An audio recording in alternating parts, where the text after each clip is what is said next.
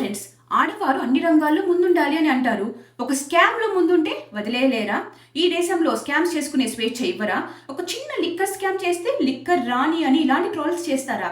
సరే, jokes apart, కవితని Tihar జైలుకు తరలించారు. ఏప్రిల్ 9 వరకు జ్యుడిషియల్ కస్టడీలోనే ఉంటుంది. బెయిల్ మంజూరు చేయలేదు. ఒకసారి ఏమనిందో వినండి. అడిగిన ముఖ్యంగా బయటకు వస్తాను. నేను టెంపరీగా జైల్లో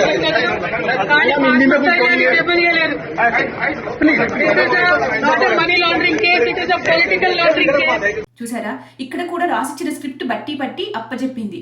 నోటికి వచ్చింది వాగడం, అసలు ప్రాబ్లం ని సైడ్ ట్రాక్ పట్టించడం. కడిగిన ముత్యంలా బయటికి వస్తుంది అంట. లిక్కర్లో కడిగిన ముత్యంలానా? తిహార్ జైలుకు మాఫియా డాన్లు, అత్యంత దారుణమైన తప్పులు చేసిన వాళ్ళు వెళ్తారు. అలాంటి జైలుకు ఒక తెలంగాణ మహిళ వెళ్ళడం సిగ్గుచేటు. నాకు నిజంగా బాధాకరంగా ఉంది. వెళ్ళడం కాకుండా